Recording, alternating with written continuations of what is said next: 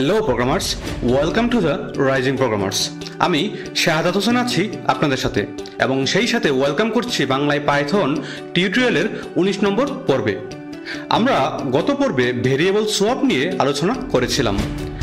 কিভাবে দুইটা ভেরিয়েবলের ভ্যালুকে তাদের নিজেদের মাঝে সোয়াপ করতে হয় বা বিনিময় করতে হয় সেটা দেখেছিলাম এবং বোঝার চেষ্টা করেছিলাম। সুতরাং যারা আগের পর্বটি না দেখেই এই পর্বে চলে এসেছেন, অনুগ্রহ করে আগের পর্বটি দেখে নেবেন। যাই হোক, আমাদের আজকের পর্বে পাইথনের গুরুত্বপূর্ণ এবং খুবই ইন্টারেস্টিং একটা টপিক নিয়ে জানব। আমাদের আজকের টপিকটি হলো পাইথন ম্যাথ মডিউল। তো চলুন দেরি না করে শুরু করে ফেলি আমাদের আজকের পর্বটি।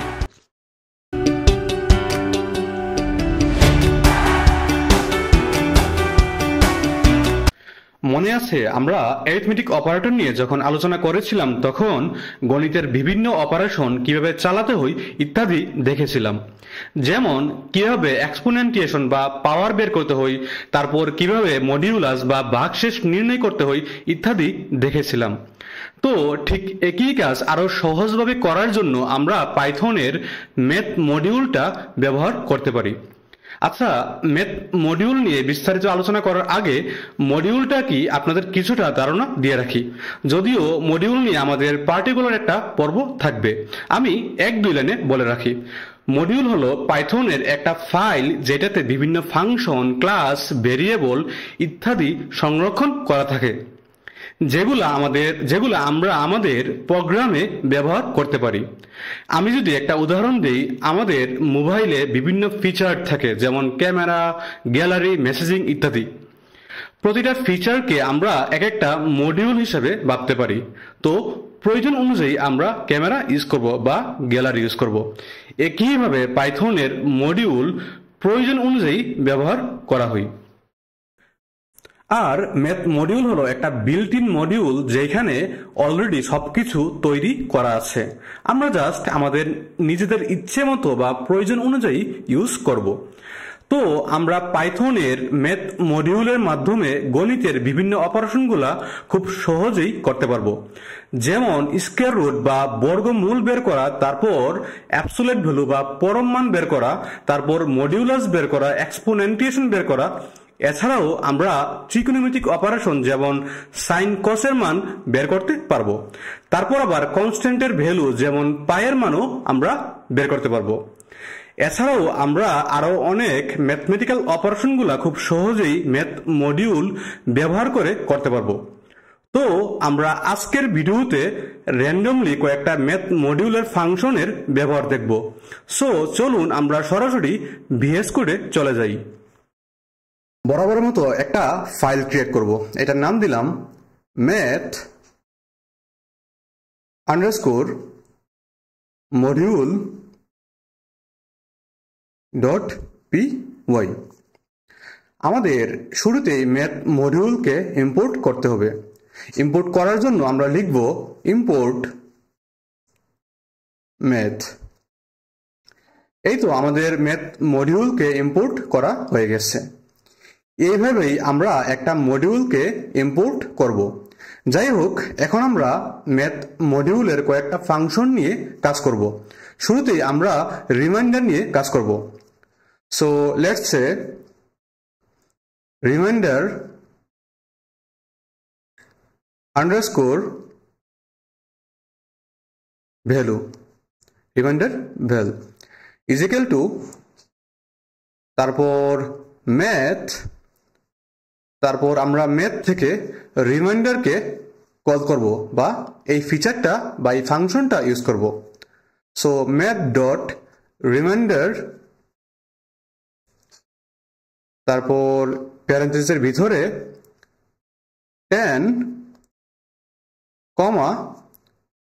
3। আমরা এখানে ম্যাথ মডিউল থেকে রিমাইন্ডার ফিচার বা ফাংশনকে কল করলাম বা ব্যবহার করলাম। এটার মাধ্যমে আমরা 10, 3 এর ভাগশেষটি পেয়ে যাব। আমরা উপরে কমেন্ট করে নিলাম, সো হ্যাশ রিমাইন্ডার। আমরা এটাকে প্রিন্ট করে নিব।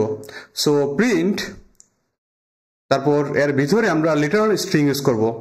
সো রিমাইন্ডার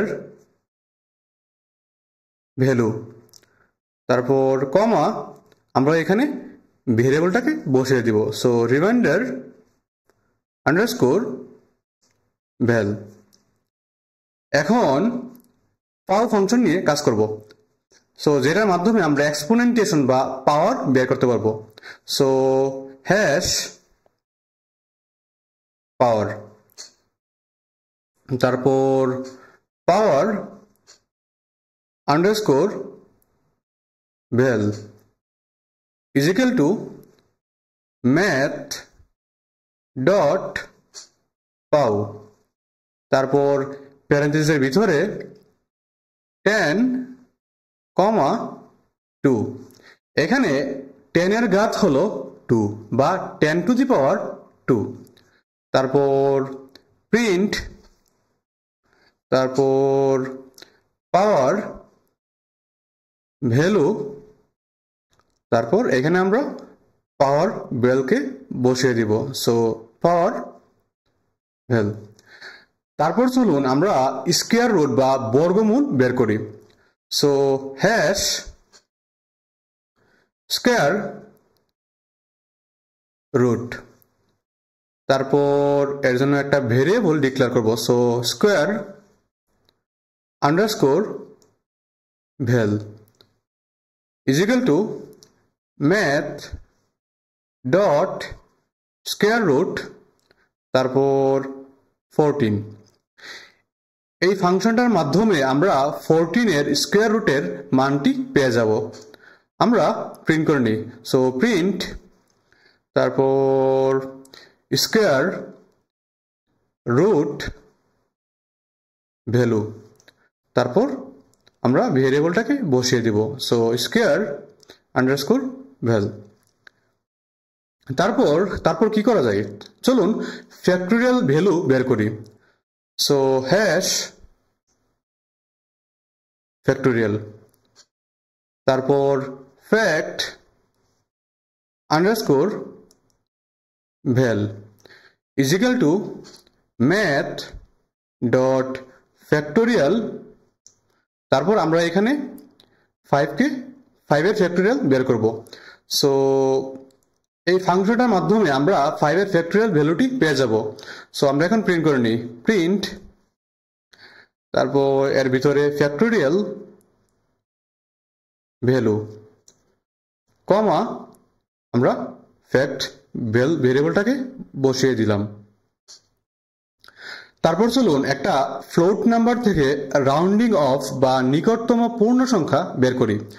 নিকটতম পূর্ণ সংখ্যা বের করার জন্য দুইটা ফাংশন রয়েছে। একটা হলো সিল ফাংশন, যেটা দিয়ে উপরের দিকের নিকটতম পূর্ণ সংখ্যা বের করতে পারবো। আরেকটা হলো ফ্লোর ফাংশন, যেটা দিয়ে আমরা নিচের দিকের নিকটতম পূর্ণ সংখ্যাটি বের করতে পারবো। সো হ্যাশ সিল ভ্যালু, তারপর seal underscore val is equal to math dot seal, তারপর আমরা এখানে 7.4 কে দিয়ে দিলাম। এটা উপরের দিকের নিকটতম পূর্ণ সংখ্যাটি আউটপুট হিসেবে দিবে।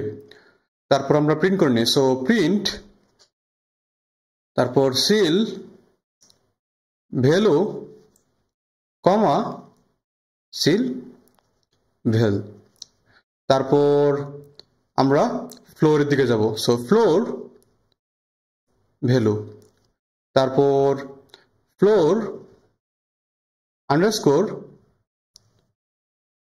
ভ্যাল is equal to math dot floor, আমরা 7.4 কে দিয়ে দিলাম।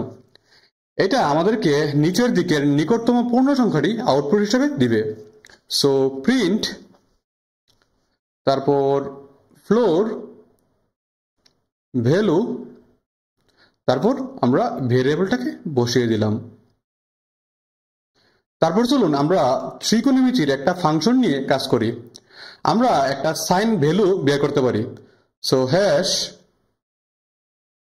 সাইন ভ্যালু, তারপর sine underscore val is equal to math dot sine ফিচারকে বা ফাংশনকে কল করলাম। তারপর আমরা এখানে 1 দিয়ে দিলাম। এই ফাংশনটা আমাদেরকে 1 এর সাইন ভ্যালুটি আউটপুট হিসেবে দিবে। আমরা এটাকেও প্রিন্ট করে নিই। সো প্রিন্ট, তারপর সাইন ভ্যালু, তারপর আমরা ভেরিয়েবলটাকে বসিয়ে দিলাম। তারপর ফাইনালি চলুন আমরা পাইয়ের মান বের করি। সো হ্যাশ পাই ভ্যালু, তারপর pi underscore val is equal to, আমরা ম্যাথ থেকে পাই ফাংশনটাকে কল করব। সো ম্যাথ ডট পাই।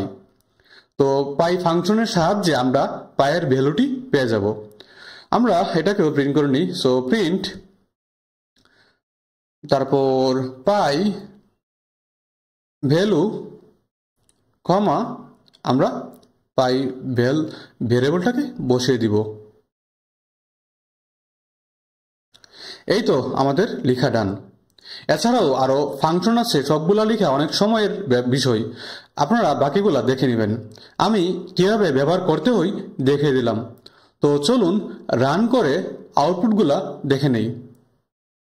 আমরা সেভ করে টার্মিনালটা ওপেন করলাম।